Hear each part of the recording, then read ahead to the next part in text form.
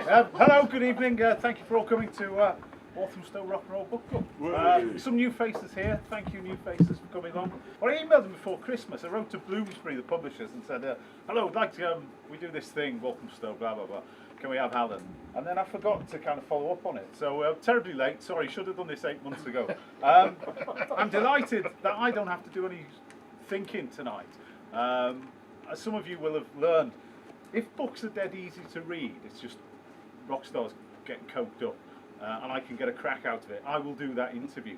If it's anything a little bit more deeper, which needs to go down certain alleyways, I farm it out to journalist mates. And tonight I have a journalist mate. Big round of applause, Julian Marzalet. A fine journalist, writes in many magazines, quietist, bass guitarist monthly. Bass guitar magazine, yeah, classic rock. Classic rock. You will have read his stuff. He is also a fine musician in his own right and a great guitarist. So I couldn't think of anyone better to kind of elicit from Allan all of these stories. We haven't got very many books, I'm afraid, so first come, first serve. You will want a copy of this, it is fantastic. Grab a copy, Allan will sign it, you pay for it downstairs. Afterwards, we're going to go for a beer somewhere in a nearby pub. We'll need to do that because we're not going to get through all these stories. And certainly not if I rabbit on. So, without further ado, ladies and gentlemen, round of applause, Allan Jones, Julian Marzalet. Thanks very much. Allan, I mean, really enjoyed the book. Great read, very, very funny, great war stories in there. But before we sort of start delving into that, let's get a bit more detail about you if we can. When you mentioned in your introduction about when you were applying for the job for Melody Maker and writers that you were admiring at the time, people like Charles Shaar Murray and Nick Kent. But what, in terms of the music that you were listening to, what was the first thing that you can remember that really sort of grabbed you and hooked you into this rock and roll thing? What was the first record or band that you remember making an impact on you and put you on that trajectory? I think being a typical teenager growing up in the 60s, the first bands that I liked were the Small Faces, the Who, the Kinks, and the Stones. And I read about those bands first of all in Melody Maker. That was always a good guide to what was coming out, what you should be listening to. And then as I got more and more into music, it was really the West Coast bands, especially Love, Birds, Buffalo Springfield. I didn't like the San Francisco groups too much, but the group that really made a massive impact on me in '67, more than Hendrix, more than the Floyd, was the Velvet Underground. I mean, that was just so transgressive. That was like nothing I'd ever heard. Allan, could you hold the mic a little bit closer? Sorry. Oh, right out. So it was the Velvet Underground in 1967 and made it there for Allan. Sorry, please continue. Yeah. Yeah, that just made like a massive impact. There's nothing else like it anywhere. I had never heard anything. You know, even the Stones at their wildest, the Who at their wildest, the Kinks at their wildest, Small Faces at their most raucous. Nothing really compared to that. I mean, hearing them in 1967. I mean, the legend goes, you know, that of those sort of 10,000 or so people that actually heard them that went out sort of format. Was it really that much of a clique at the time? Actually trying to find people who had heard of the Velvets and had that impact made on them. I read about them first, I think, in Melody Maker. I was just talking to a guy here who knew a writer called Nick Jones, who's the son of Max Jones, who was Melody Maker's jazz correspondent for about 50 years in the end, I think, maybe a bit longer. He hung on forever. And he'd mentioned them in a roundup, and there was the Warhol connection. And at that time, my ambition was just to go to art school. Wanted to get out of Port Talbot, where I grew up, which is a really small town in South Wales. Huge steelworks and nothing going on there. And the Warhol connection was fascinating for a start, but I couldn't find anything about the group apart from their name and this connection. None of my friends liked them at all. They were all into British blues music at the time. There's a lot of John Mayall, Peter Green, Ainsley Dunbar, 10 Years After. They were all besotted with that. And they wouldn't let me play Black Angel's Death Song, you know, the European Sun. They wouldn't go near it. They thought it was just... They liked, you know, the Grateful Dead. They liked the Jefferson Airplane. So they liked cool music, but the Velvets was just too much. It was years before I found anybody who liked them at all, let alone as much as me. I mean, it seems that they do sort of have that kind of cachet about them. I mean, for me, it was sort of, I think, about 1981, 82 that I became aware of them. And even then, it was still something like something akin to a dirty secret in a way, Yeah. I think. The other thing that you write in your introduction, which again I find particularly interesting, is it struck a chord with me, but I want to ascertain whether this is true or not. But when you sent your application, your letter of application to Melody Maker, you really hadn't written anything before then in terms of reviews or dissecting music or analysing it. No, the closest I'd come was when I was at art school. We had to do a thesis for our final year, and it was meant to be art history, but we had some very liberal lecturers, and I ended up writing a vast piece. It just went on forever, typically predicted for things to come. And there was a section on it that included bits about the Rolling Stones and the Velvet Underground. And I enjoyed writing. I'd enjoyed English at school, and they were always trying to get me to, go to university, but I just wanted to go to art school. Mm-hmm. That was the one ambition. So I knew I could put a sentence together. I felt sort of reasonably confident. I wouldn't write incoherently, but I'd never written a review of an album, not even for my own amusement. I wasn't one of those music fans that kept scrapbooks about chart placings and release dates, and did capsule reviews of every album I bought and put them in a diary and colour-coded them all. And I just listened to the fucking music. That was enough for me. Yeah. So to further answer your question, it never crossed my mind that I might have a career writing about music in journalism. So what was it about that advert that made you think, you know what, I'll give this a go? And obviously, famously with your, you need a bullet up your ass. Yeah. I'm the gun, pull the trigger. Yeah. What prompted you to put pen to paper? I had a terrible job working in a bookshop. I'd left art school in the summer of 1973 and moved to London, and didn't really have much of a clue what I was going to do next. I was on the dole for a long time. Then got a job in the mail order department of Hatchards in Piccadilly, and it was, it was a decent place to work, but it was incredibly boring. Not quite where I thought I was going to, where I wanted to end up. And one day, my girlfriend, who was working around the corner at Liberty's at the time, we met for lunch, and we were in Green Park, and she saw an ad in Time Out. And the crucial thing about it, well, she said, this sounds like you. And they were looking for somebody who was under 21, which I was, highly opinionated, which I was, and crucially it said no previous journalistic experience necessary, which was fine because I didn't have any. And it was, even then, I didn't think I would have a chance of getting a job. And I prevaricated for a few days. Then with Kathy's sort of gentle nudging, I thought, oh, fuck it, what have I got to lose? So I wrote off. And kind of just, it didn't occur to me, it never crossed my mind that it might have been helpful if I had written a couple of reviews to include as evidence that I could sort of write or something. Yeah. But they weren't asked for.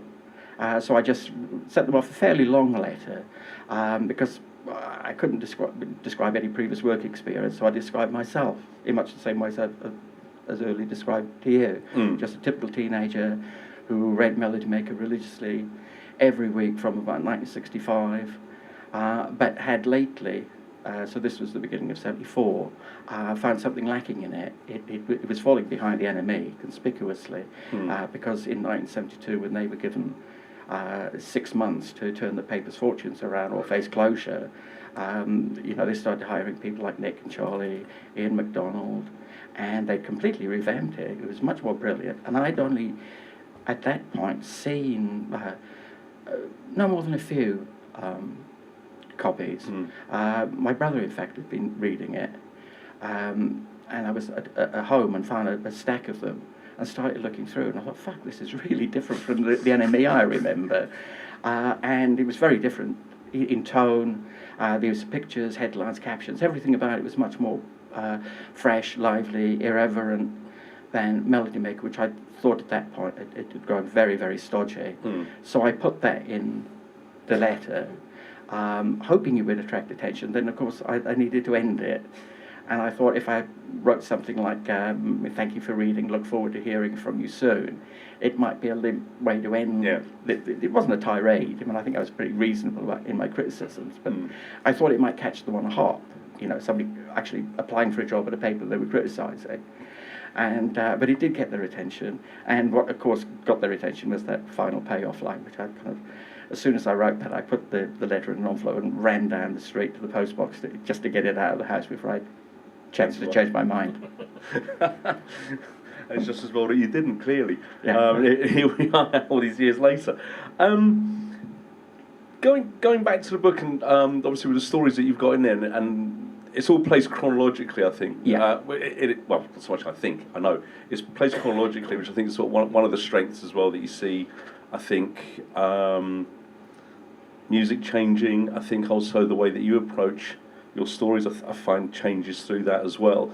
And I mean, going back to the earliest one, looking at the Leonard Cohen piece, where clearly you lucked out on that one in that you were in the office on your own, you picked up the phone, I'll do this one. How much of that do you think was sort of youthful exuberance? And clearly with what you get out of Leonard, with the two of you in that hotel room, I mean, how much of that thing is useful exuberance, and how do you then sort of try to bottle that lightning that you caught there and stop yourself falling into cynicism in later years the longer you go into music journalism? I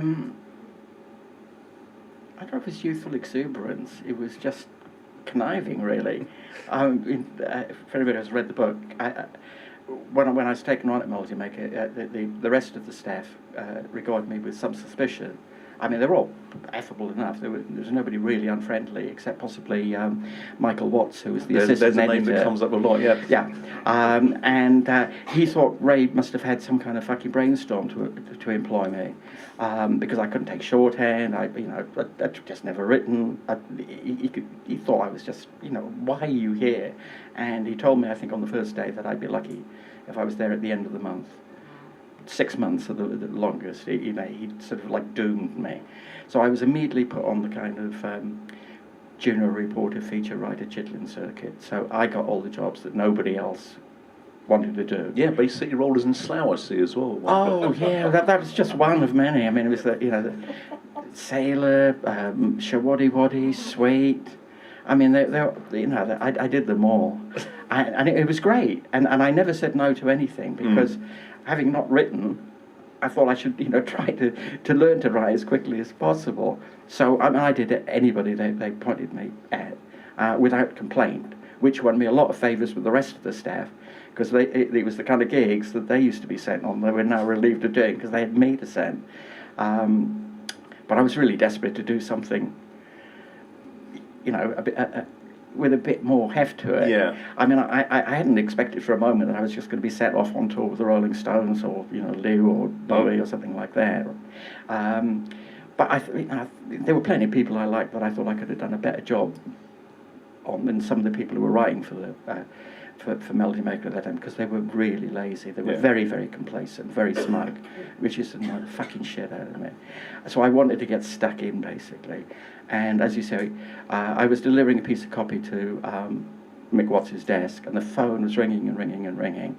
And Chris Welch, who was the features editor, this bumptious old chap, a very nice guy, but represented all the things I really didn't like about MM at the time. I told me on my first day, never answer a ringing phone because you might end up getting involved in doing some work, I presume. But I did pick it up, and it was somebody from CBS desperately trying to get in touch with Mick, who'd been trying for weeks to set up an interview with Leonard Cohen.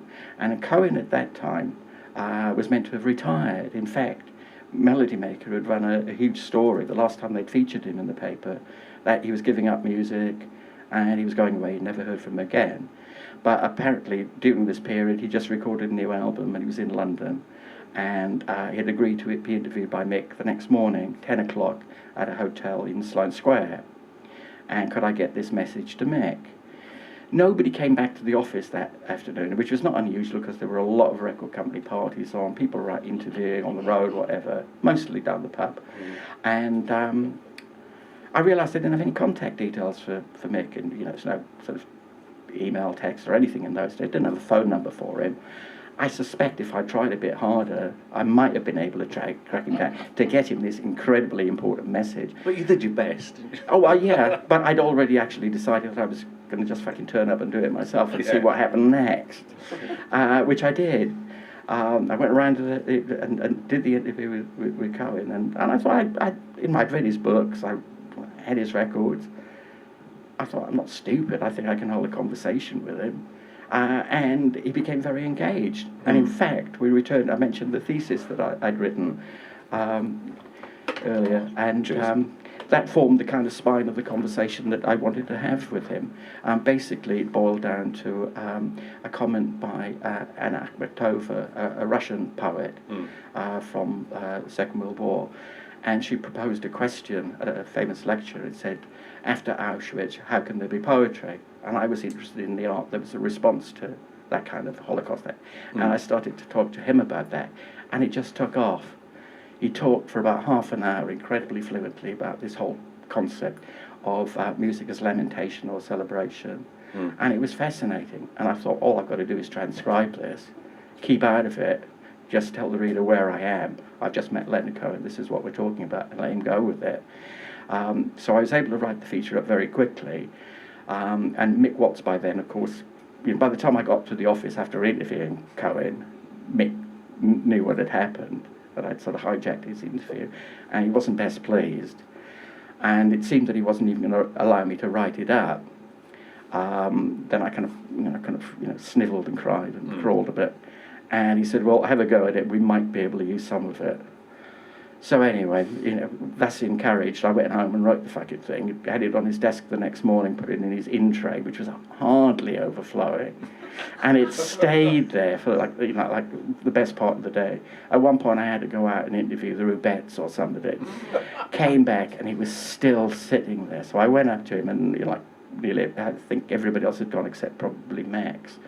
And I said, well, am I still employed? Can you use it?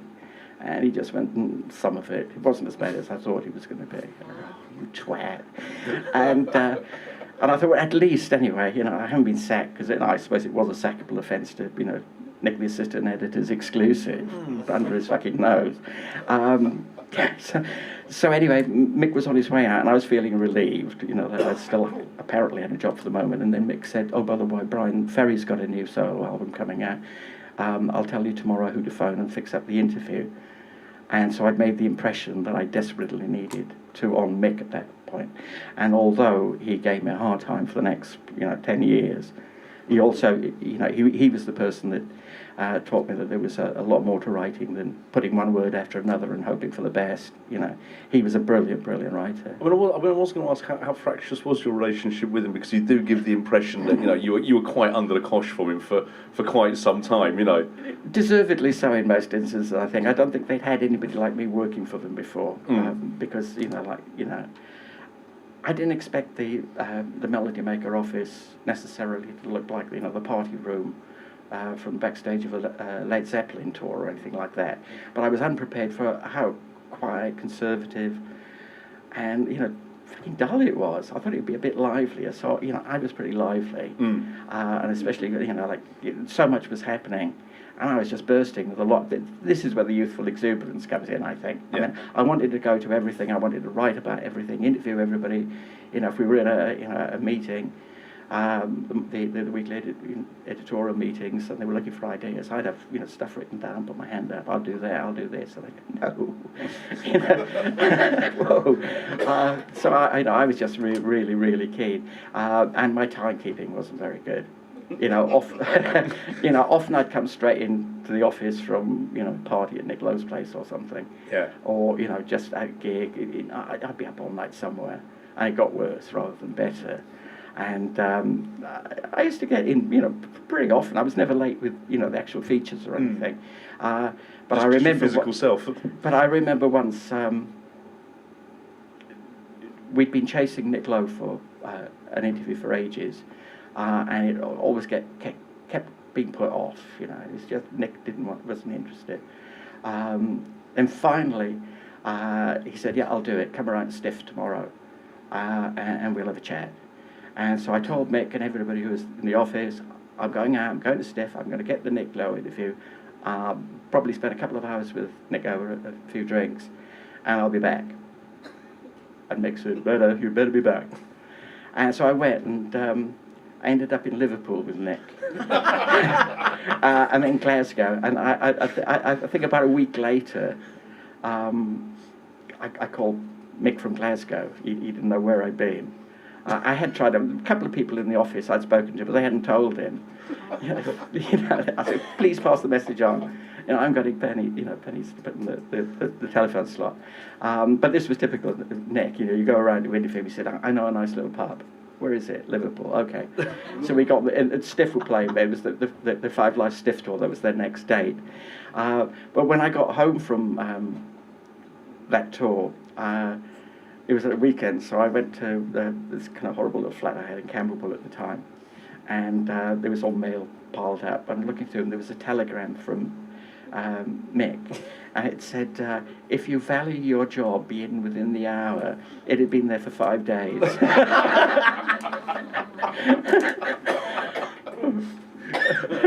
A lot of grovelling when you got into the office then? I had 2 cover stories and a third one lined up, because I'd interviewed Costello, done an interview with Jake, did a thing on the Stiff tour, and brought back the Nick Lowe story. I mean, I really worked hard. Yeah, I mean, but I kind of enjoyed myself when I was doing it, because I couldn't think of a point otherwise. Well, no, I mean, if you can't enjoy yourself at work. What do you think, or can you recall, what was the first interview or feature, I think specifically feature, where you think you'd nailed it, you found your voice, you were saying exactly what you wanted to say and how to say it? Oh, I don't think anybody feels they've ever reached that point. You go back looking at things that, they're in the book. They invited me to do the spoken word version of it, and I couldn't do it because I kept reading a sentence and I kept stopping, thinking, "Shit, I should change that word. It's a better way of saying that." It took me ages. I mean, at first, the kind of pieces that I was being asked to write, there was no kind of authorial voice in them. They were very, very straightforward. There was a template for Melody Maker interviews with a band like Sweet or the Rubettes, chart bands.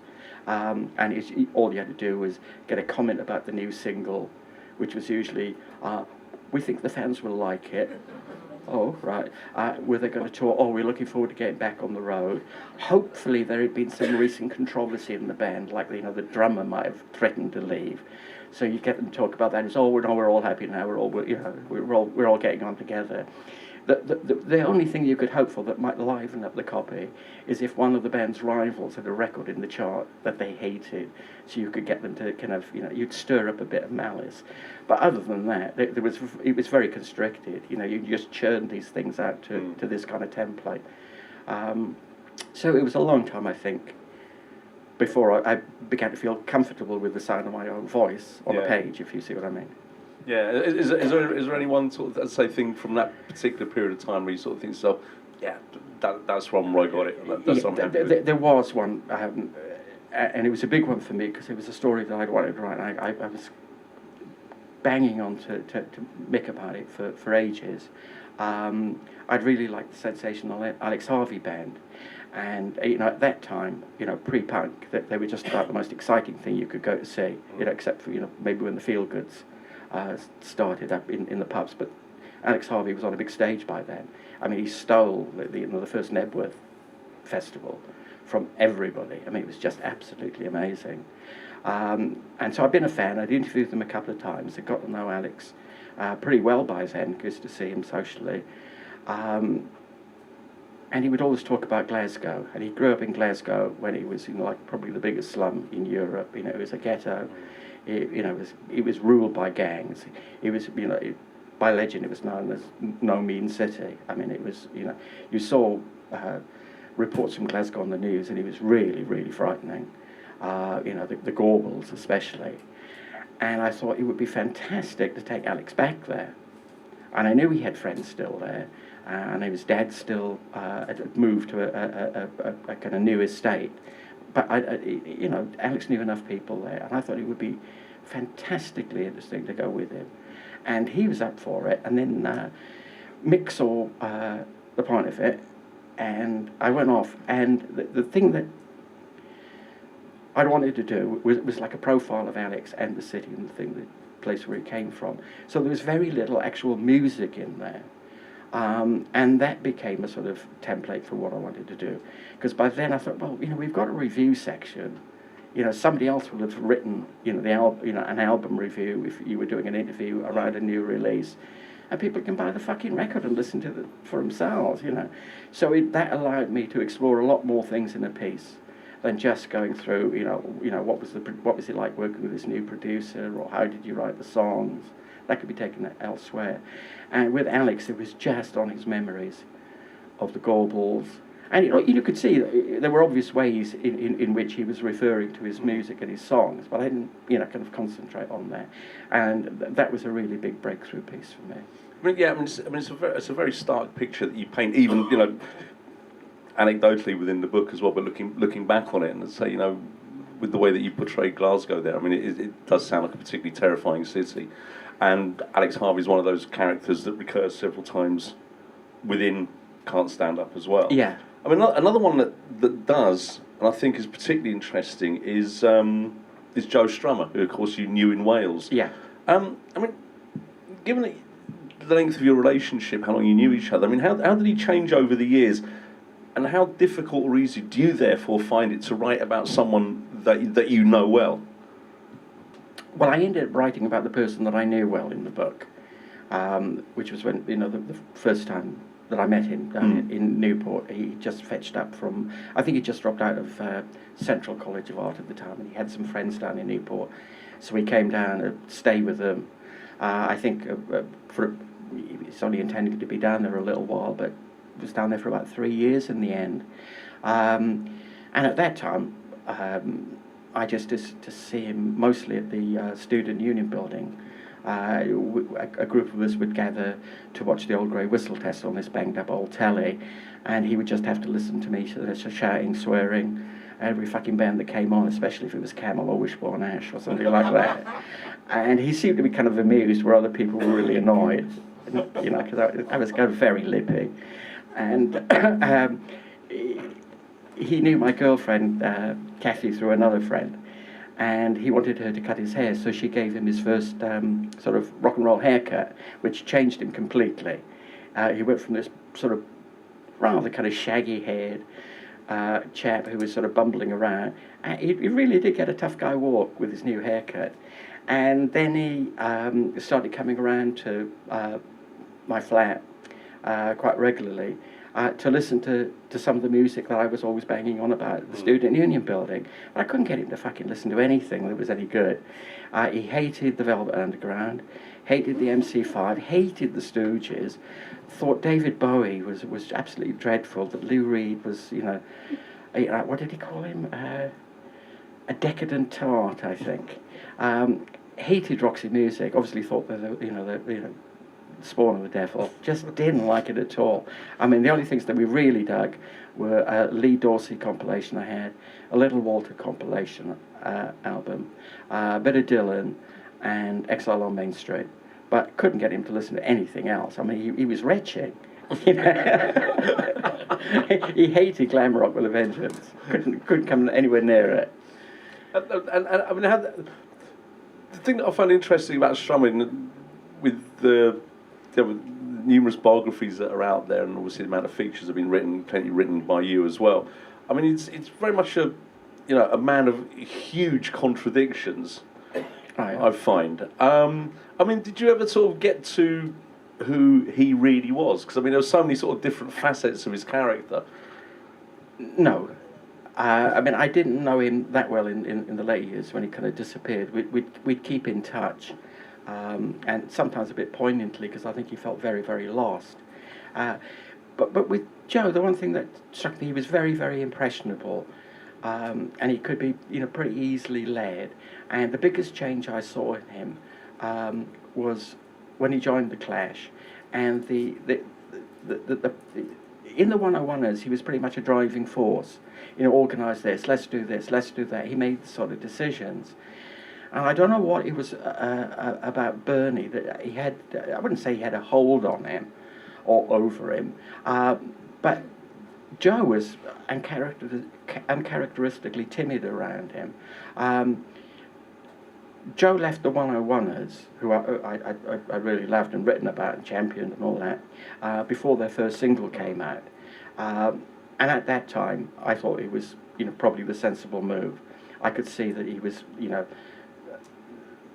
jumping from a sinking ship, really. Before he went under with it. It was kind of obvious that the punk there was so much momentum behind punk that the so-called pub rock groups, of which the 101ers were still regarded as being part of, there wasn't going to be much future for them. So I could see what he was doing. And he'd been totally blown away by the Pistols at the Nashville Room. The 101ers had two consecutive Monday nights headlining there with the Pistols as support. And Pistols, both times I thought were fucking awful. I mean, it was just like a skiffle group, it was just really bad. But the second night is when there was that contrived punch-up, which the photographer had made to look like it was a riot, and it was, it couldn't have been more pathetic, really. It was a few people slapping each other. There was nothing to it, but it looked really dramatic. And this got on the cover of Melody Maker. And I was speaking to Joe about it, and he was just destroyed. He didn't even mention this had taken place at a 101ers gig. And there was no reference to them at all. And so he was on his way out. But so I didn't see him for a while, and then I was at a gig, I think it was at the Royal College of Art, and there was a bar in a courtyard there. And right across the yard I saw Joe, and he saw me, and suddenly disappeared. I thought, where's he gone? And I thought, he's obviously avoiding me for some reason. Then I was actually at the bar itself, and he popped up next to me. It was just like he dropped down from the rafters. And he was apologising for not having told me he was leaving. And I was going, it's all right, don't worry about it. I can perfectly understand, And we were suddenly, pushed apart by this sort of little chap in a leather jacket and brothel creepers. It turned out to be Bernie Rhodes. Who really did miss his vacation as president of North Korea or something. What a bossy, obstreperous twat that man was. And he just clicked his fingers to say, Joe, with me, we're off. And just took him away. Joe was walking away, and if Joe had had a tail, it would have been between his legs. That was, I could never understand what, Bernie had on him. And even right to the very end, he was always defensive of Bernie. And I interviewed the three surviving members of the Clash when they brought out that big box set in about 2015, something like that. Yeah, maybe 2013. Yeah. And they still, Mick Jones, Paul, Topper, top man Bernie. I said, oh, Jesus, really? So maybe sort of like a cult leader or something. Well, like that. That's what he was like. He used to phone me up at the Melody Maker office because he thought, and it was very sort of cultish. He said, "I'm going to make you see the way forward." Thanks, Bernie. I'll get a fucking blind dog if I need one. I need you phoning me up 3 times a week. And he'd be on the phone for an hour, and it would be like a Jim Jones thing. I could imagine him sometimes at a pulpit, reading out his screeds of, self-help, improve your mind by believing in everything I tell you. There are two extra, there are two interesting contrasting portraits I find that you've got in the book as well of the Clash. One where you've got them where they're sat in that cafe where Caroline Coon has just taken over management, and they're sat in that cafe, and then fast forward to, was it January '79 when they're on tour in the States. Bo Diddley is a support, and you're on a tour bus, you're up late at night, and Bo Diddley taps you on the shoulder for one of his special drinks. At that sort of moment, do you think to yourself, wait a minute, that guy at the back sleeping there, that's the guy I knew as Woody from Wales, and I'm sat here with Bo Diddley, and he's giving me this really good drink, and I'm smoking one of Mick Jones's super strong spliffs. So, how do I get here? Oh, absolutely. That like every day in those years, I'd be somewhere, and not only Joe, Mick, and Bo. The driver of the coach was employed by Waylon Jennings. So I sat with him for about an hour and heard all these fucking amazing stories. He was just devastating. And and I'd love to have done Waylon in his wild days. And as he said, the Clash seemed like a good bunch of boys, but if you really want to lose the colour from your face, go on the road with Waylon. But yeah, I mean, there were things like that, and going on the road with Leo. I mean, I was just pinching myself. How did this fucking happen? Every day, you'd meet somebody, Nick Lowe, who I'd always really liked. It was just amazing. I mean, Costello's another one that reappears in the book as well, and he seems to get worse and worse each time that you meet him. I mean, from the moment that you see him where Jake Riviera's setting him up, sort of doing the busking thing. So you've got this sort of fairly hungry, desperate young musician who's wanting to make it, and then I think by the time that you sort of make it, last time that he's mentioned, I don't know, is it 79, 80? But I mean, he's a fairly appalling individual by that point. He was going through a lot of rotten times. I feel a certain unfairness in the way that I eventually presented Costello in the book, because I always got on with him really well, and I was never too often the victim of some of his really bad behaviour, except for that time that you just mentioned, which was the last piece that he appears in the book. We were in Montreux, but that was just after the incident with Bonnie Bramlett and Stephen Stills in Columbus, Ohio, when Elvis had just started the Armed Forces tour, and Armed Forces was just shooting up the American charts at the time. Amazing reviews, big draw. But every gig seemed to end in some kind of riot. My wife had seen him, we didn't know each other at the time, in Berkeley. And he played for 45 minutes, which was the kind of set he would play in the UK. And people thought he'd got a bit Grateful Dead, because in those days, they'd play 20 songs in 17 minutes. I mean, it was just hurtling. And of course, the Americans, really wanted the Grateful Dead. They were used to, 2 hours. Bruce Springsteen, and he comes into town. You give up your weekend. You take a shaving kit. People have children waiting for him to finish, and he hasn't gone to the encores yet. And it was just so confrontational, the whole tour, and it was.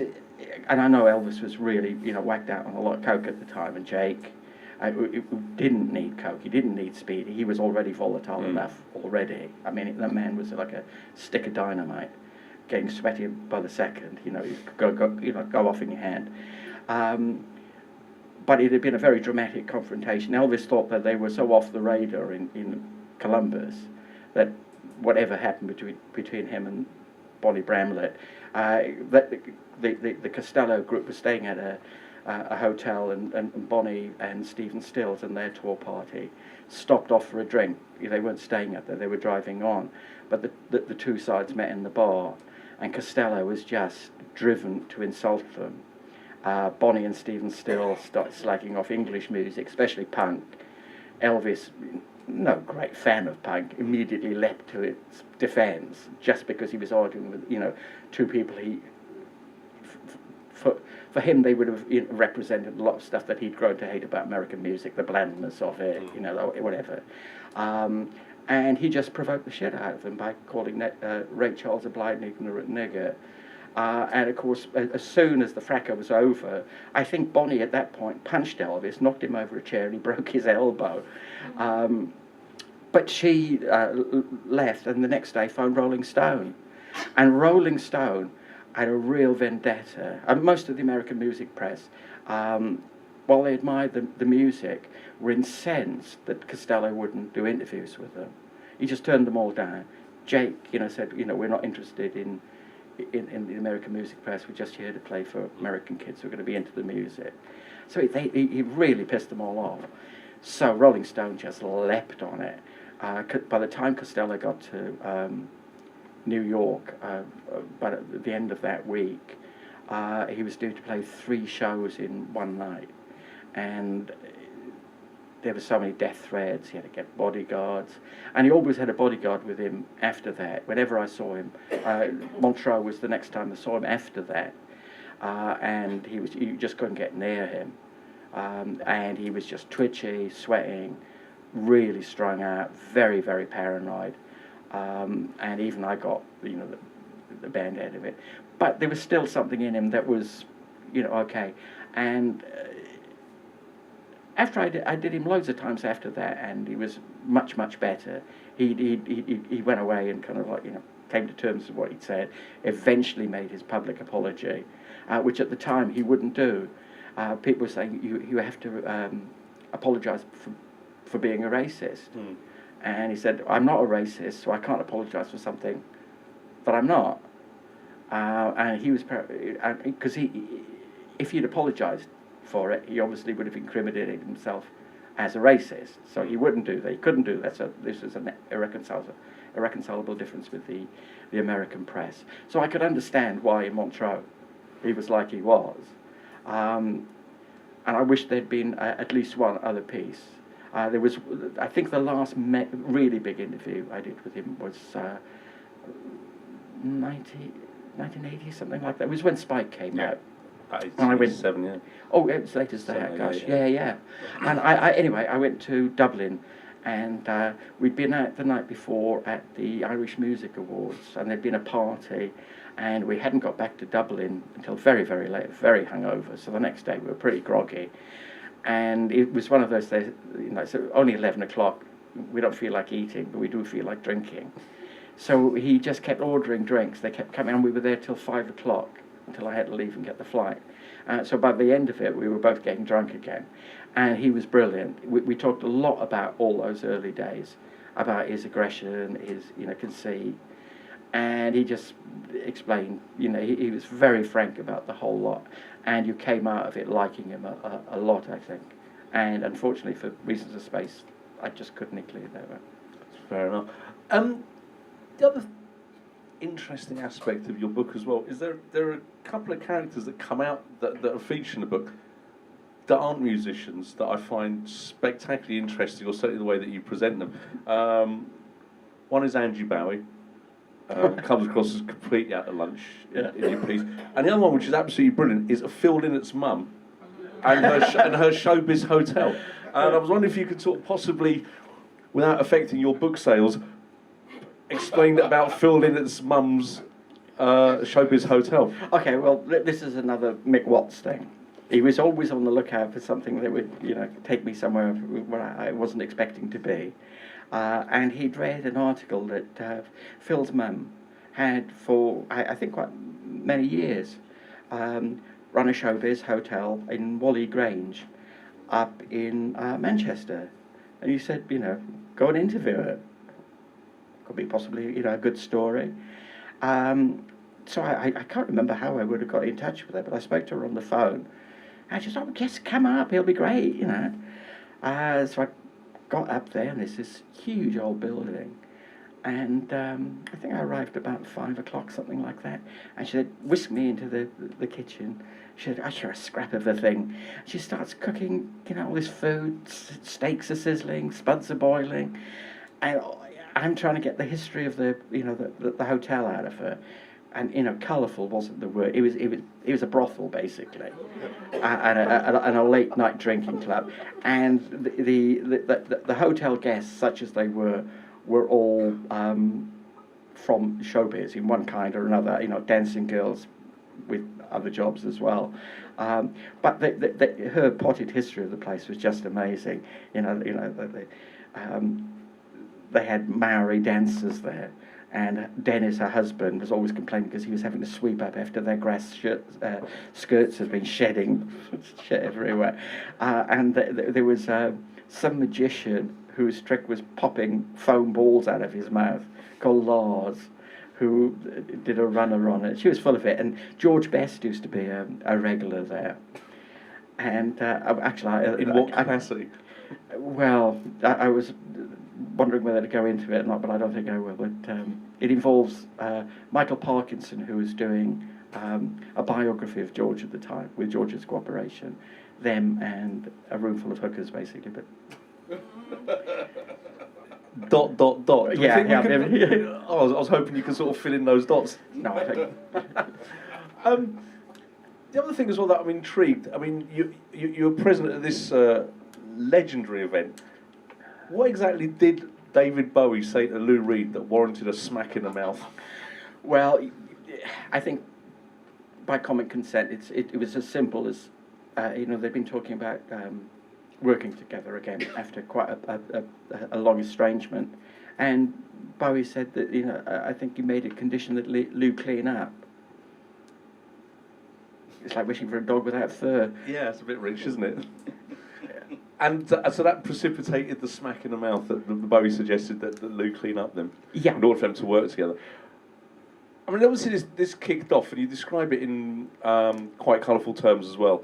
And the whole incident ends up with a flower pot being thrown at your head. Yeah. I mean, Bowie grabbed you at one point. I mean, how tasty do you think the Dame would have been in a fight? Do you reckon he could have had you? No. No, I don't think so. No, he was flapping. I don't think he could have. I don't think he would have punched me. He would have slapped me, but I would have headbutted him. Mm. I've only done that twice. That's the Port Talbot way. Yeah, I wasn't intimidated by that kind of thing at all. But I do remember thinking, if he hits me, will I hit him back? And thinking immediately, well, yeah, I don't care who he is. But that was just like a bizarre evening. You might have reset his eyes. Or wasn't it a punch that affected the other one? Yeah. But that was such a bizarre evening, that the whole thing, it had started with a Lou show that even by Lou's cantankerous standards was, like off the fucking scale. He insisted on playing, or announced he was only going to be playing songs from an album called The Bells that most people wouldn't have even heard. And it's one of his, it's pretty astringent, if you're a fan. And these people had obviously, I'd say the bulk of the audience were there to hear, their favourite Lou songs, Walk on the Wild Side, Sweet Jane, Vicious, Heroin. But Lou said he wasn't going to play any of them. Further than that, he turned his back on the audience and conducted the band as if he was conducting an orchestra while keeping the house lights up. And it never struck me before how disturbing that is. If you're in the theatre, the house light, everybody can see each other, you're not in darkness watching the band on stage, you're distracted by things that are going around you. And there were really kind of ripples and ripples of discomfort throughout the entire audience. And you could hear, there's the crackling pockets of tension. People were very unhappy with what was going on in front of them. And inevitably it reached a peak where, people were going, heroin, heroin, sweet Jane, sweet Jane. And Lou was glancing around, so he finally stopped the band in the middle of something, and he said, to make it perfectly fucking plain, I'm not playing any of those fucking songs. If you don't like that simple fucking fact, fuck off. And I'd say about 2/3 of the audience, as one rose, and they were flooding. It took him a while to leave. And Lou was just standing there, and the first thing that he played as soon as the last of them had gone was Heroin. Followed by Pale Blue Eyes, followed by Sweet Jane. But the set then did end with what it seemed to go on forever. It was You Keep Me Hanging On, which he made the bass player sing, a guy called Moose Allard. And Moose had obviously heard the record at least once. He knew the chorus, didn't know anything else. And this churned on, and the volume kept right. People go on about My Bloody Valentine. Yeah. My Bloody Valentine sounded like the Incredible String Band compared to this noise. It was extraordinary. The girl I was with, she said, I got to go. She rushed to the lady. She threw up. The bass frequencies were so churning. So as everybody was leaving, it was like people, like survivors of a plane crash or something, were staggering out, going, what on earth? Shirts torn and, hair all over the place. And the press officer from Arista, Lou's label, was across the other side waving to me, and I waved back. And he said, Lou's backstage, would like you to go backstage to meet you for a drink. Of course, lead the way. Which he did, and we got there. No sign of Lou, typical. Howard said, I'll go and look for him. And I thought, oh, Lou's just fucked off. But then he came back and he said, Lou's already at a restaurant with David Bowie, and Lou would like you to join them for dinner. I thought, nah, I'm going home. And so we got around to this restaurant, and there was Lou and Bowie at the head of a table with, the rest of their entourage on this kind of long table, and there were separate tables for other people. I sat at one of them, but first I had to go over and say hello to Lou, because he was telling me to. He's come over here, and he wanted to know what I thought about the show that night. And I said, it's like being pistol whipped, like no more than you deserved. Do you know David? And I had interviewed him and said hello. He said, David said, oh, we meet all the time, oh, so gracious. And Lou just grabbed me, and I flew across the table into Bowie's lap, but I put my elbow in his plate, and the plate went into his lap, so he was all kind of like swimming in fucking gravy and carrots or whatever. Sorry about that. On a napkin out, went back to my table, and we could see that Lou and Bowie seemed to be getting on incredibly well, and I knew they'd had a ferocious falling out over the recording of a track called Ennui on Sally Can't Dance, which is very mumbled. Lou almost speaks it. It's an amazing track. It wouldn't have been out of place on Berlin. I mean, it's that good.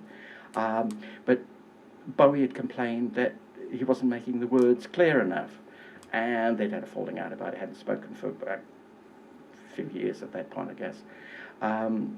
But reconciliation time coming up, they would like to work together again. They came around the room almost announcing it to people, we're working together, yeah.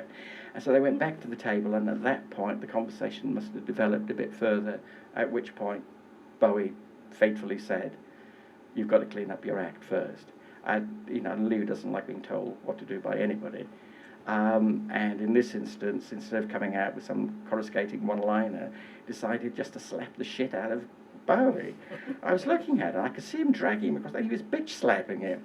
Bowie's head was going like that. And so the kind of bouncers of the entourage jumped on Lou and pinned him down. He was really struggling. Meanwhile, everybody else is open mouth, forks halfway to mouth. What the hell? And it calmed down, but only for a few moments, because whatever Bowie said the first time, he obviously said again, because Lou's first words said, I told you never to say that. And this time he really did go for it. Instead of open palm slaps, they were punches. So, and Lou at that time had been doing a lot of working out. He really, really bulked up quite formidably. So he was conspicuously hurting Bowie. And because he'd done it a second time, the kind of bouncers or whatever they were, the security people, were much slower to react. So they couldn't believe that it was he'd done it again. And he really did punch Bowie very, very hard. And Bowie was sobbing. And they frog marched Lou out. And he walked past our table and he was gone. I mean, it was really, really frightening. I don't know where he was. He looked completely psychotic. And, of course, what comes to everybody's mind is, what did Bowie say? There's much speculation. I thought, fuck it, I'll just go over and ask him. And I did. And we started talking. And first of all, I was, sorry, David, all ended rather badly, or thank you very much. I said, what did you say? And he went, oh, fucking hell, go and ask fucking Lou. And I said, oh, all right, And I said, I'd ask Lou, but he's gone. So I'm here, I'm asking you. I'm, concerned, people are going to want to know. And he just went mad. And that's when he started grabbing me and started pushing me back. And I was thinking, oh, God, we're going to end up in a fucking punch-up. But he didn't take it. He sat down then, he was sobbing, then Coco, or whatever her name is, came over. And they did take him up the stairs. And there was, as you say, a potted plant on each of the steps going up to the ground floor into the street, and he smashed each one on the way up. Stopped dramatically. The toss of the the hair, smashed it. Oh, for fuck's sake! And so, as he disappeared out of view, I just kind of leant over and said, "Well, good night then, thin white dick." and I heard this kind of. And the pot came whistling over, and I just ducked, and it nearly took the top of my head off. It just shattered behind me.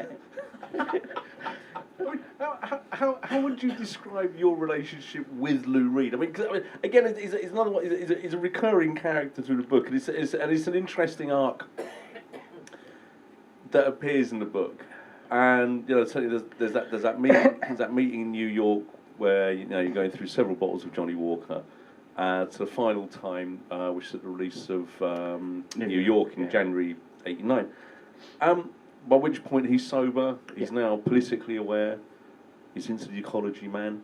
And you too. Yeah, well, this is it. Yeah, Shocking. it's a hell of an influence they've got. It's like tentacles that reach everywhere. But how would you? But you seem.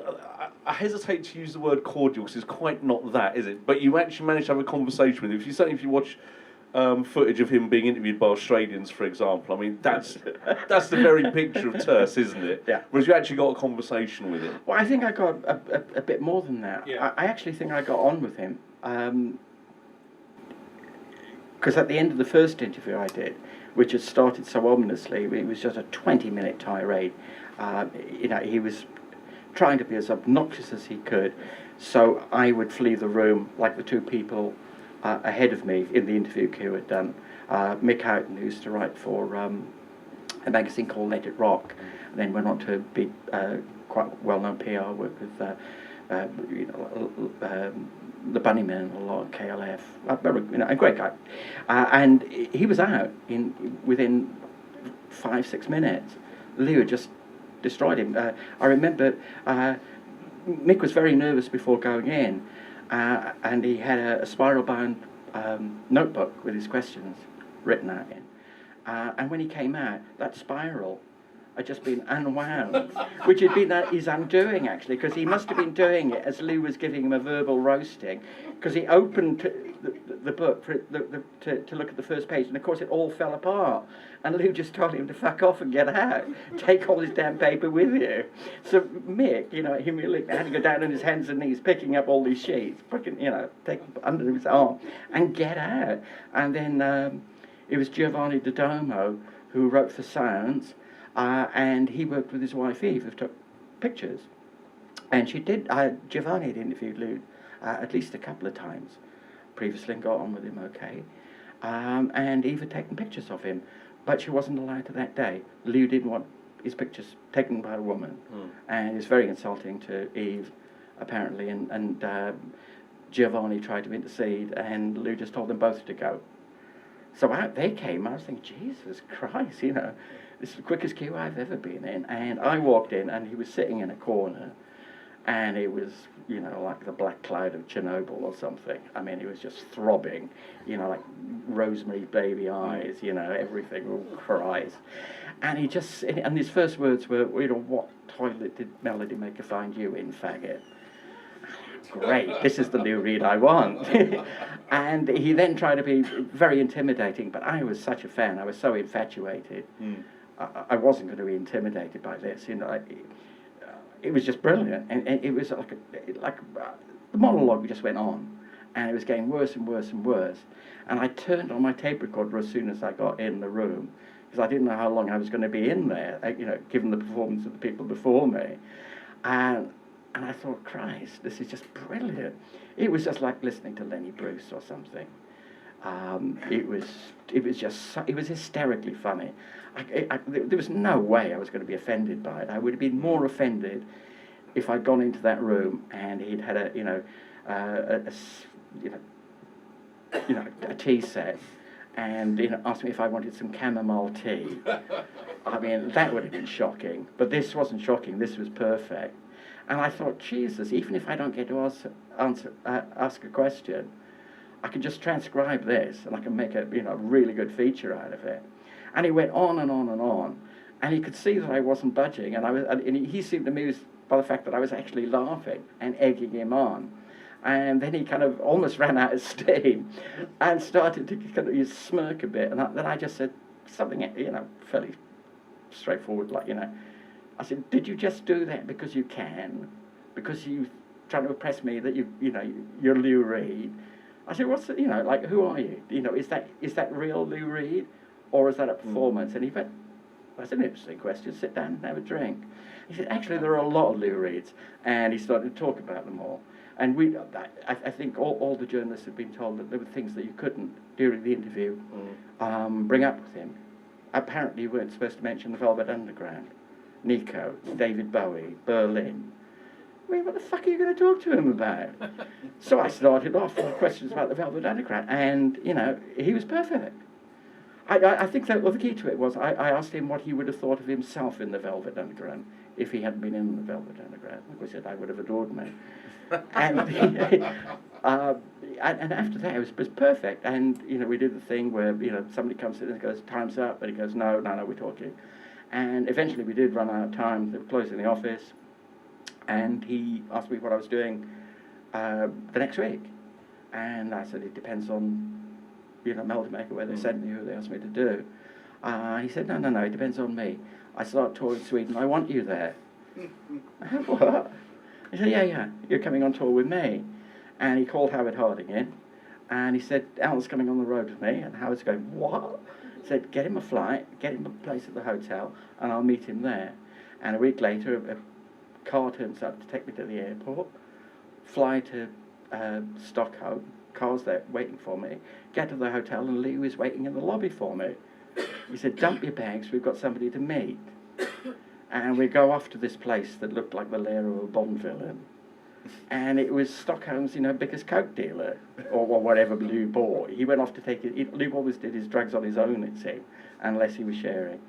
But, you know, we came out of that place, and I don't think I'd ever been so fucking high. I mean, it was just all over the shop. And it was like that for the next, you know, 4 days or so. I mean, I just never came down. I'm not surprised. But he was great to talk to. I mean, like, he would put on a performance. Yeah. He was actually I have to say, he's the funniest person I've ever met. And he was so bright and so sharp. And he had the nastiest tongue on him, but it was always very, very funny. Yeah, I mean, I interviewed him 6 weeks before he died.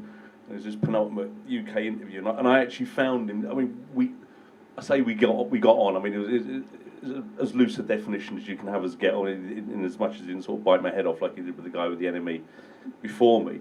But I mean, it was great. I mean, he gave me tuning tips. I told him I'd been using ostrich tuning on the guitar. He was amazed that anyone had ever heard of that. He was going, "Oh no, you should tune it to B, not D." He was very sort of faggy about it. Oh my god. Oh yeah. Yeah, I found him really charming, and not quite the monster that he was made out to be. But I mean, you could tell he was very sharp. Oh yeah. You know, you didn't want to sort of piss about with him. You didn't want to sort of fall into false insecurity. But I had a really interesting afternoon with him in Gothenburg, and the promoter had arranged a lunch at the hotel, which he insisted that I come along to. And as the afternoon wore on, Rachel, who was his partner at the time, went off to do some shopping or back to the room. The band weren't even invited, so there was just some local people from Arista, the label, and the promoter, and a couple of his associates. And gradually they all left, and it was just me and Lou in this big dining room. And I just remember the sun streaming through these huge windows. It was an very old building, very elegant hotel. And I thought, well, you know, he's going to want to go back to his room or do whatever Lou does when, you know, he's not playing and whatever's going on. So I said I'd go. He said, no, just sit down, let's have a chat. And we were there for about, 2.5 hours. And it wasn't the Lou Reed that... It wasn't the kind of behaviour, the kind of conversation you would imagine having with Lou Reed if you only read my pieces about him or anybody other pieces. He just lost that entire kind of several levels of animosity, hostility, and he was just brilliant, especially when he was talking about Andy Warhol, who he obviously adored. And there was a great Warhol line that he told me. I asked Lou if you know, because Andy was supposed to be their manager, and I said, you know, did Andy ever give you any advice on how to treat an audience? And he said, oh yeah, he said, I asked Andy how I should treat an audience once, and Andy said, always leave them wanting less. I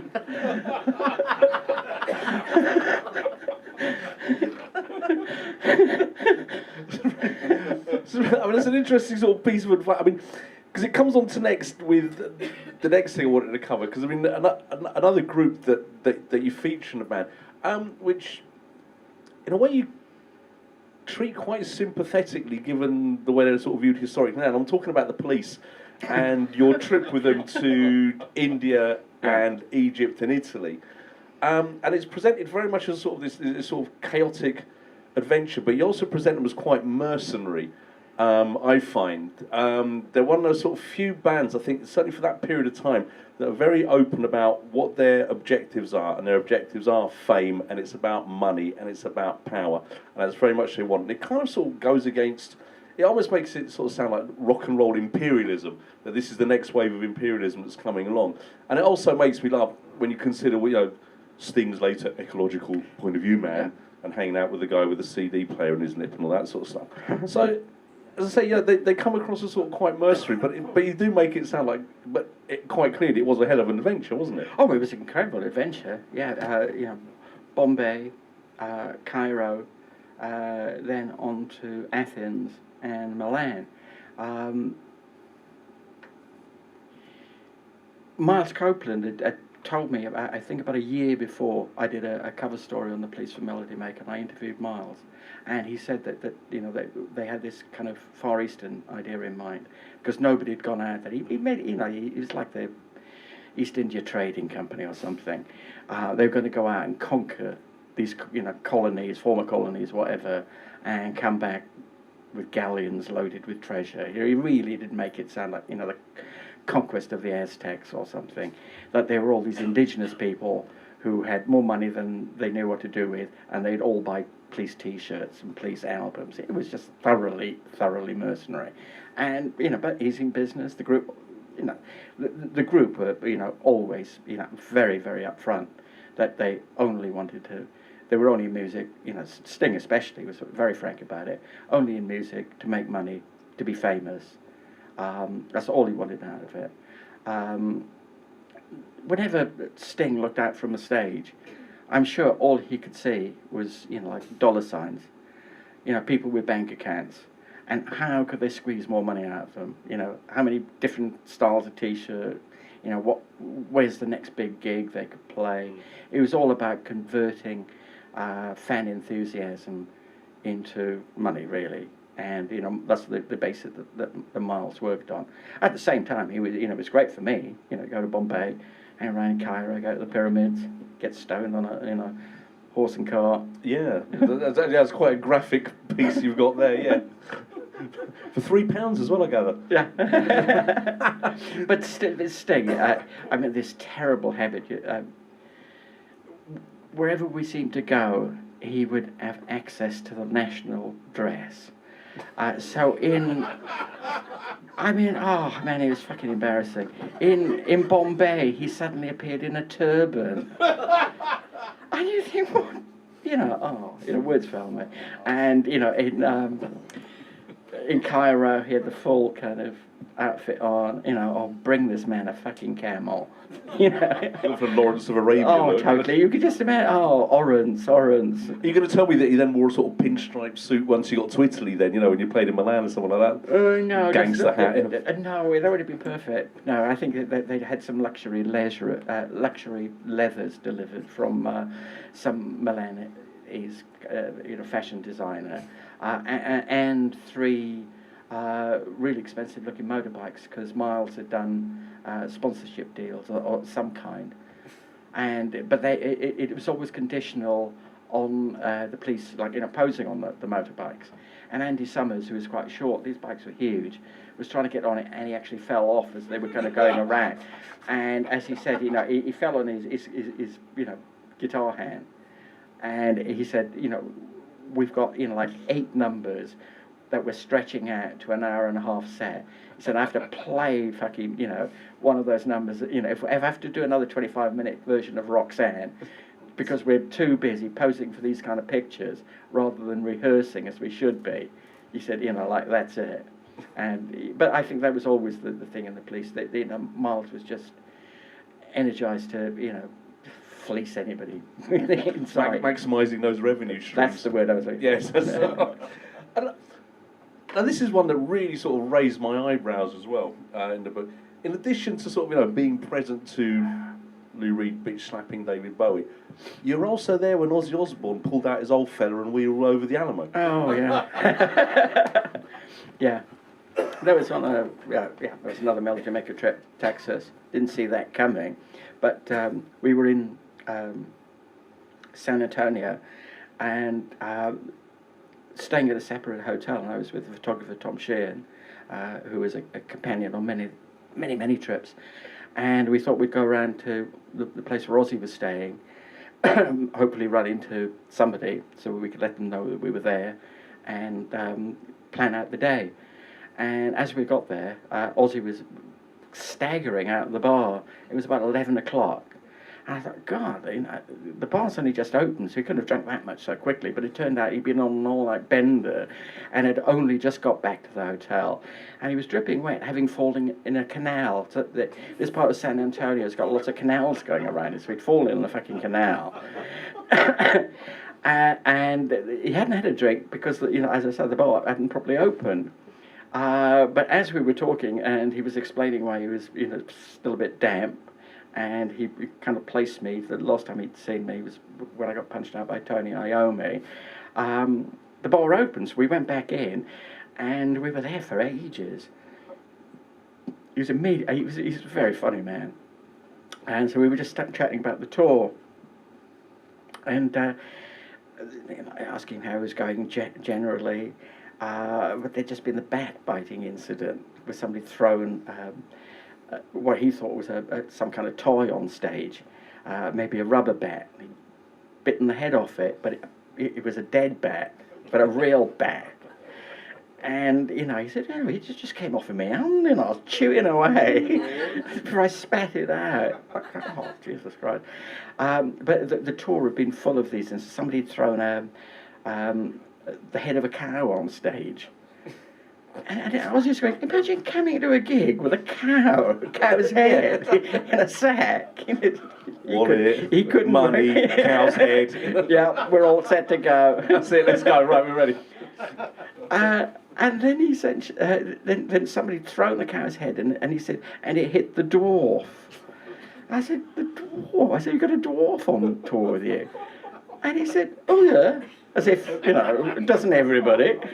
And I said, well, what do you do with the dwarf? And he said, we hang him during the ballad.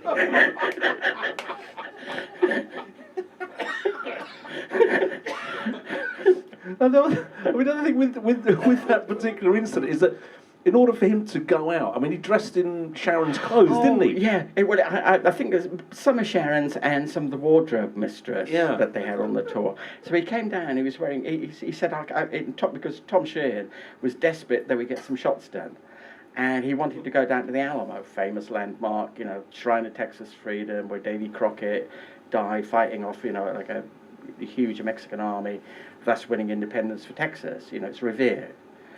And also, good popular landmark, and Tom liked a good popular landmark in his shots if he could find one. As he said, I'll be back in 10, 15 minutes. And he went away, came back, and he had a straw Stetson, quite an outsized one, a big baggy T-shirt, obviously not his, with Snoopy, I think, on the cover, and these women's culottes, which reveal the tattoos he had of two smiling faces on his knees, which is very quaint, and the kind of like white socks and some shoes, I don't know. So we thought, okay, he looks fine. And he had a shopping bag of some kind. And so we bombed down to the Alamo, and Tom's taking a load of pictures very quickly. Ozzy announces that he's got to go for a pee. So I thought, okay, there's a hotel across there, and I can see a bar on a far corner, but all too late. Ozzy can't wait. I turn around, he's pissing over the fucking front of the Alamo. Can't believe it. Fortunately, there weren't that many people around because it was very late in the afternoon. But there were enough of them, to be stricken by this public obscenity. And there were a lot of old folk who had, probably had, near relatives who died fighting. They were that fucking old. And they've got, you know, call the police, and then some Texas Rangers appeared, and the SAPD turned up, and of course, and Ozzy by this time has climbed up the front of the Alamo into an alcove, and he won't come down. And the police are going, come down. He's going, no, I won't. And I could see this Texas Ranger going for his gun, and he said, son, if you don't come down. And Ozzy went, well, you know. He said, you'll find out. Come down. So Ozzy, they got him down eventually, and they started taking down, you know, like interfering in what on earth you're doing. This woman's got, there's the stain, look at the stain. So he couldn't, he obviously couldn't deny that he'd done it. And so I'm standing with Shane a little away, and Tom's got pictures of all this.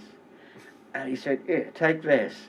So he gave me the film, and I put the film in my pocket and walked one way, and he walked the other, but then we could see the police coming for us. And I could see one of them interviewing Tom. And for some reason, I thought it would be a good idea if I pretended I was Swedish. So I started gabbling away in this kind of like, you know, made-up language. And the policeman was looking, and unfortunately, he didn't have any, you know, relatives in Gothenburg or anything like that. That's shocking me. So they kind of let us alone. But then we walked over, and Ozzy was talking to this policeman, and the police guy was saying, I said, you know, would you do that to Buckingham Palace? And Ozzy said, I did. and the policeman said, well, what happened? He said, I was arrested. He said, that's what we're going to do now, I think. Get in the fucking car. So they took him off to this very grim backstage county lockup, and that was a grim place. But they didn't keep him there very long, because Sharon appeared like, you know, something out of Doctor Who or Game of Thrones with wings, and said, you know, if you don't let him out like now, I'm going to go down to the gig. And he was playing some, you know, kind of, you know, huge arena. And she said, there'll be thousands of, you know, kids out there now. If I tell them that you've got him locked up in here and he's not going to be able to play the show, there'll be a fucking riot. And the police kind of went, she's probably right.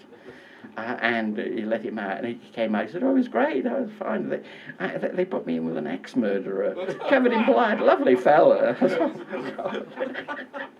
You meet a nice class of people in these places. Yeah. I mean, speaking of grim as well, I mean, there's your piece on Morrissey from 1984 as well. And there's a really sort of telling line in the interview that you do with him where he says, a misquote simply floors me. Now, given the amount of flack that's happened since he put out his new album at the end of last year, knowing what we know now, if you had a time machine, would you go back and shoot him? No. Stop the horror what was to come? No. I mean, he's made a fool of himself, but he hasn't killed anybody. I don't think he's urging too much insurrection. I mean, he's turned into an imbecilic self-attention seeking individual with, you know, totally bizarre views on everything. I'm sure I'd go back and shoot him. Well, maybe shooting's an extreme thing, but I mean, would you? There's other people I wouldn't mind having a time machine and go back and shooting, but I don't think that many of them are musicians. Margaret Thatcher would be, you know, in my lifetime anyway. Yeah, I think we could agree. I mean, the other thing is, I mean, you seem to give heavy metal a really short shrift in the book as well. I fucking hate it. Yes. I mean, especially. I mean, quite clearly, you know, Def Leppard dig themselves a very deep hole with the interview that you've done there, and Richie Blackmore as well, who isn't a very likeable character by any stretch of the imagination. But I love the portrait that you paint of him, especially with regards to his syrup, or what you think is a syrup anyway, and the explosives there. Yeah. I mean, but why do you really sort of hate it? What do we? Oh, I don't like that kind of, you know, relentless riffing. I don't like. There's something really totalitarian about heavy metal, I think. You know, the kind of the basic, you know, it's like jackboots on the streets of Krakow. In Led Zeppelin, that kind of horrible authoritarian raw, It's annihilating. You know, listen to heavy metal, and it's, you know, you might as well put your head under the Panzer tracks or something. I just find it, I find it confining, oppressive. There's absolutely nothing I love about it. Same with prog rock. Which brings us really, I mean, the book finishes. I'm going to ask a few more questions. I'm going to throw it over to the floor, so you guys got a chance. If there's anything burning that you wish to ask Alan, then by all means, please do. But the book finishes, and it's quite a devastating portrait, I find, with you with Eddie Vedder from Pearl Jam, shortly after Kurt Cobain's suicide. How much of a full stop do you think that event was for rock music? Because when you look about what's happened over the last sort of 20 plus years since that event and what followed, and there seems to be more. I mean, I think what I'm aiming at is that was quite a serious sort of heavy period with rock music, I find. Do you find that was a full stop, that Kurt Cobain suicide? It's a convenience to think of it as something like that, I think. But I think it would be a mistake to think that everybody was affected by his death in some profound way. I think a lot of people have made music since who were completely unaffected by it and possibly didn't like him. And I mean, Kurt just drove me up the wall every time we had anything to deal with him. At Melody Maker, I find it. I mean, I really find him quite obnoxious, needy, wheedling, demanding. Pretty unpleasant. Not many of the people who actually interviewed him for Melody Maker came away feeling any fondness for him, except for Everett True, who used him basically as a meal ticket. There's a very funny passage in Brick Smith's otherwise lamentable autobiography, where she turns up to visit Courtney and Kurt and recognises somebody who's living in their basement that she thinks is their, you know, kind of slave, factotum. He's just so slavering to Kurt and Courtney's attention that she can't quite believe it. And then she suddenly realises that she recognises him, and it's Everett True from Melody Maker, who she thought had left his job as assistant editor of Melody Maker and now is working as their houseboy. Well, that's what he used to do. He used to go off. He said, I'll go interview Kurt and Courtney. Come back with rubbish copy, because he wouldn't, in his terms, betray any confidence. Kurt said, don't betray any confidence, just fucking interview him, print his answers, that'll do me. But he couldn't do it. I mean, Everett was a great connection to have for the Seattle scene, but he wrote all the worst pieces on Kurt that I ever read, because he was just too enthralled to Kurt. Yeah. How do you view, I mean, you're now retired. How do you view the demise of Melody Maker and more recently NME now? And on top of which now, you know, are we now at the point where music is, with so many of these like new supplements of... I mean, I deeply regret the passing of the music weeklies. I mean, I grew up on them. I mean, they shaped my taste in music. You know, reading Richard Williams, Michael Watson, Melody Maker, and paying attention to the records they recommended. I think I ended up with, you know, not a bad record collection.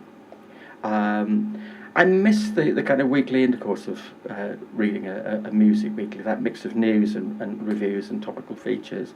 You don't get that in the monthlies, however, and the Mojo and Uncut have different agendas now. There's a topicality, but it's usually because there's a re-release or a box set coming out which allows them to go back 40 years.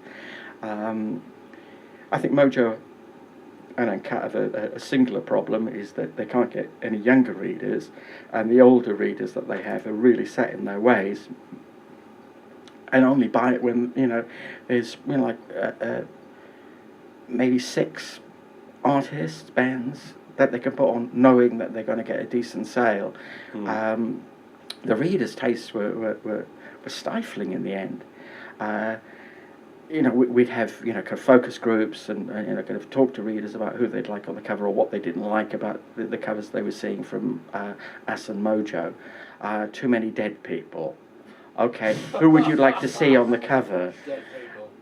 Frank Zappa, Janis Joplin, and some other cunt who's dead. Fucking brilliant. Thank you for your help. And they go, okay, who would you like to see on the cover that's living? And, they all go, oh, Graham Parsons, Patti Smith, Captain Beefheart. You put Captain Beefheart on the cover, you put Patti Smith on the cover, you put Graham Parsons on the cover, you may not as well have printed the issues. They never sell. So you can understand why so often there's a Beatles cover, there's a Pink Floyd cover, there's a Led Zeppelin cover, there's a Bob Dylan cover. If you can get a Bob Dylan cover, that's gold still for Uncut and for Mojo. He still sells a lot to that small group. Yeah. Because the circulations of the titles now is truly dismal. Yeah. It's sad, it's really, really sad.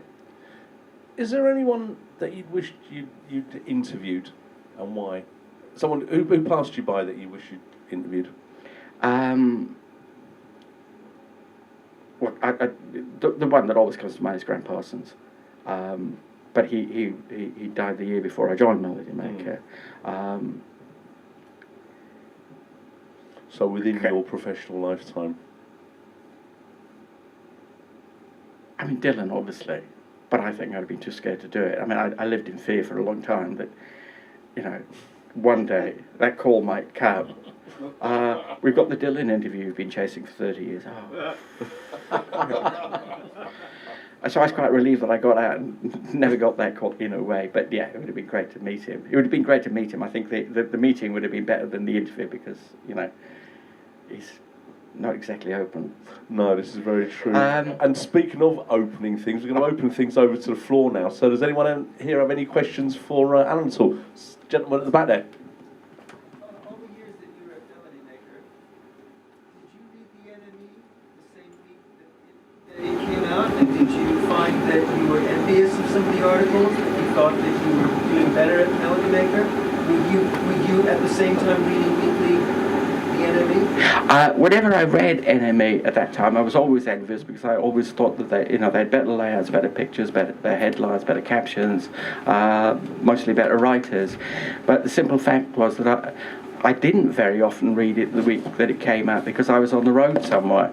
I was probably in Latvia with Nick Lowe or Australia with XTC. So I didn't read them as they came out and sit down and consciously compare them. But I knew that The Enemy always, as a rule, was better unless we had a really, really, really good interview with somebody.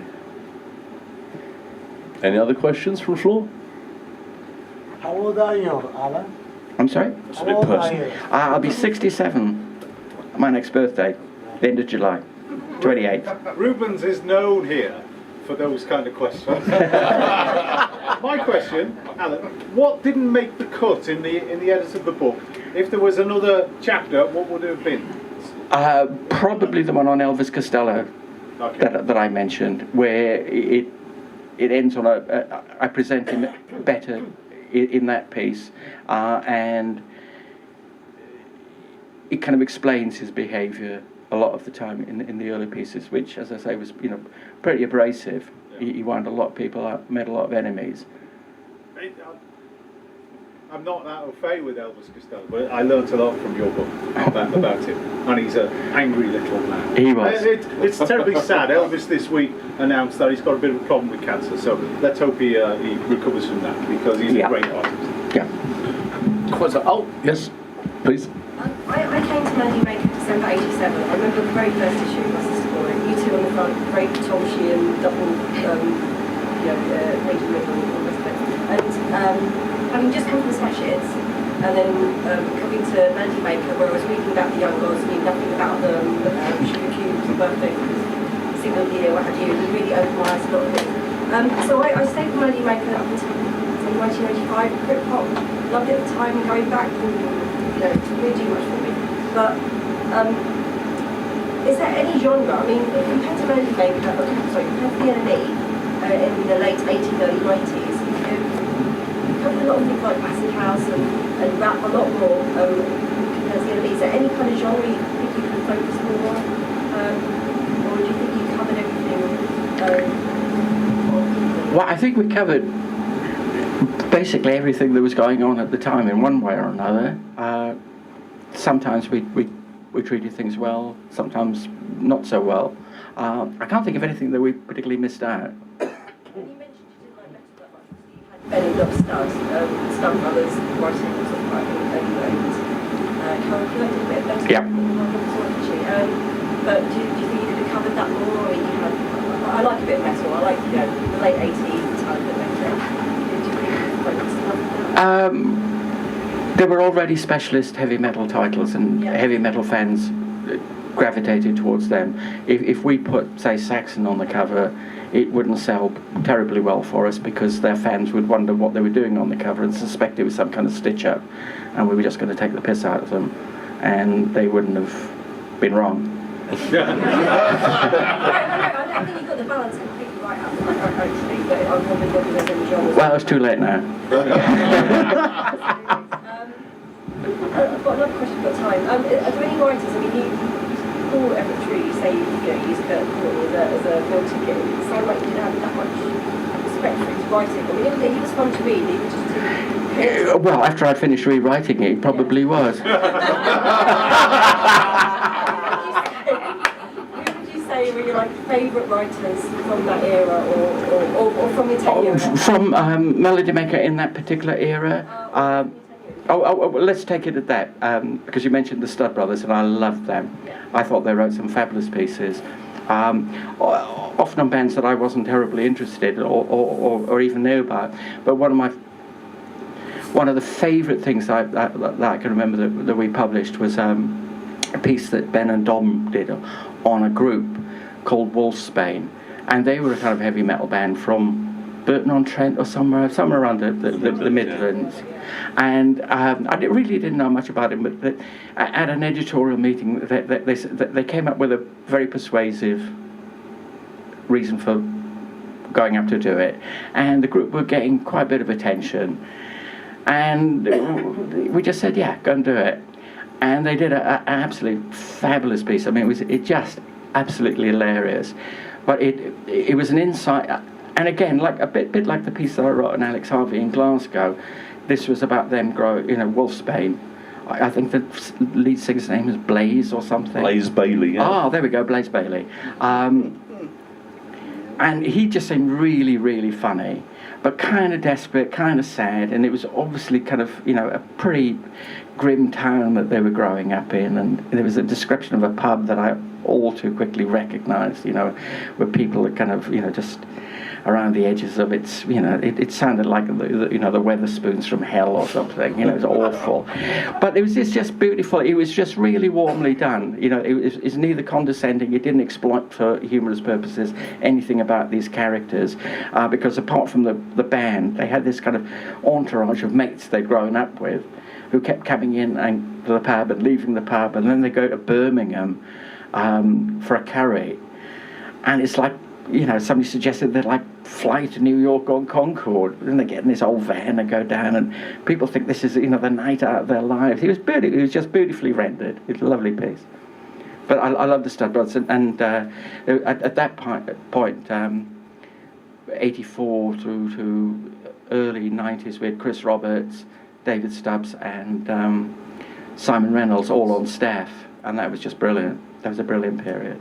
We've had Simon Reynolds at one of these events, and David Stubbs is coming in September. So to talk about electronic. Chris Roberts better start writing his bloody book. He does. Any other questions from the floor? I'm saying, the gentleman at the back there. Sorry. You talked about earlier about the problems that say about Mojo trying to sell copies now, and it always also seems to me that maybe rock stars aren't really that compelling anymore as to how they were in the past. Maybe not compared to rock stars. So do you think rock stars are less compelling, or is it a failure of journalists to be able to make these sort of big figures that they were? Oh, I think there's just an absence of people to actually write about. I mean, if there was a weekly music press now, who would they engage with? You know, where's the sheer liveliness? Do you think that's because it's been done too many times in the past? I don't know. It's maybe it's just the caliber of your, you know, kind of contemporary rock star. But I don't get excited about too many of the, you know, the bigger bands anymore. And you look around, and where are they? You look at the, you know, the Hyde Park concerts this summer, and it's, I mean, there's nobody under 100 headlining them, I don't think. So I think there's just an absence of people to write about. I mean, that would be a real problem for me, I think, at the moment. Sorry, do this gentleman here first, and we'll go to you. Yeah, you obviously, the Melody Maker and the NME were the heavyweights who were in competition with each other, but some years before you were involved, the weeklies included like Sounds and Record Mirror. Had they pretty much vanished by your time? Because I'd given up by then. No, they still around, but there was no down on the radar. Oh no, Sounds was incredibly popular. It really capitalised on punk. Excuse me, in the same way that NME did. Yeah, I drifted away. And then also Heavy metal as well. in the late the late 70s,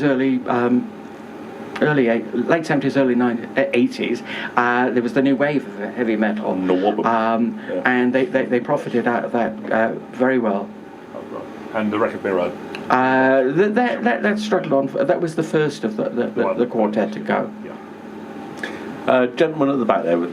What obscure Lou Reed album would you recommend? Which obscure Lou Reed albums do you recommend? Have you heard Hudson Wind Variations? No. Okay.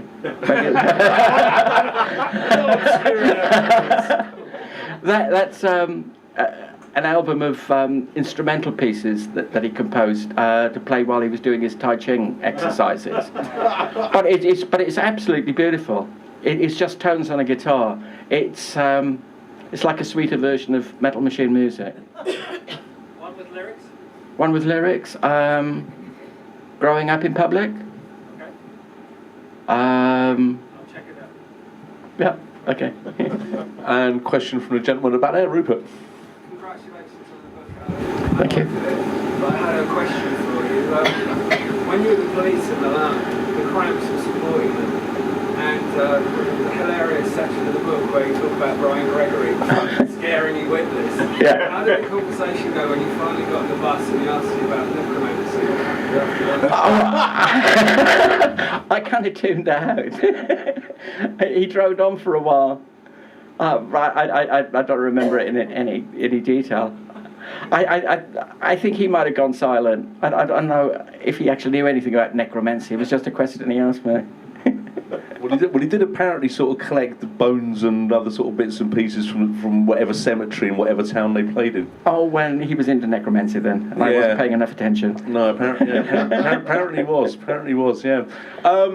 Any other questions? Oh, right at the very back there. Yes, please. Hey. What did you actually think of Oasis that time? What did you actually think of Oasis? What did you think of Oasis? I hated them.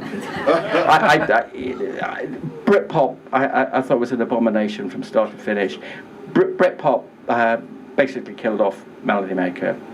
But you were really good to come from the bar and come with us and stand and stuff. I thought that was really good. It was what?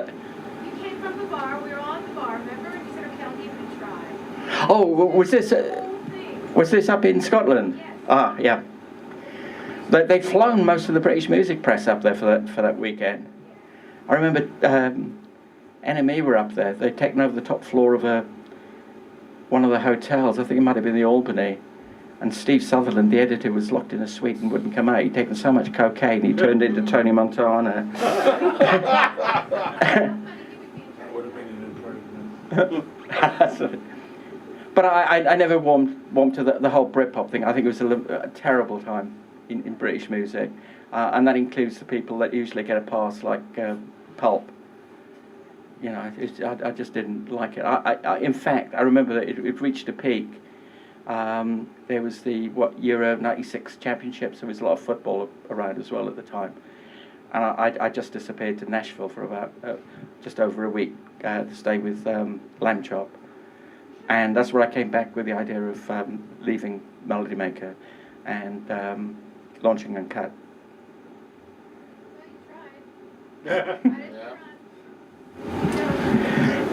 Any other questions?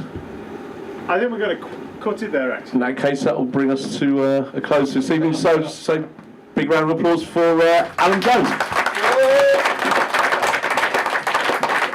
Alan was very kindly to offer to stay in Walthamstow for a couple of hours. He deserves a beer. We're going to take him to a pub and we're going to give him beers. Can I just say thank you to everybody who's come? There's like 50 people in this room for Allan Jones, which I think is deserved. Yes, clap away. There's only 15 copies of the book. It is genuinely a brilliant book and you should buy it. And if you can't get it tonight, buy it at another time. When we set this thing up, it was because of this, because there isn't a weekly music press, and yet we still want to talk about these things, and we want to talk to these people about the stories they've had. And Alan and Julian have been brilliant tonight, so massive round of applause for both of them. And I'm duty bound to do this. Waterstones for hosting this, and to James, the manager, Rubens, who's filmed it, and it will be on YouTube at some point, and Ian, who has done the sound. And my very, very last thing is to man over there with the t-shirt, Beefheart t-shirt, best t-shirt of the night. Thank you so much for coming. Let's all go to the pub. Allan Jones, Julian. What? Which pub? Which pub? It's up to you. Rose and Crown or the Mirth. Kevin and Nick are in charge of that element. Oh, well, Rose and Crown, cheaper, good beer. Right, thanks everyone, let's go. Sign a book. Book's over there. He'll sign it. You're the man.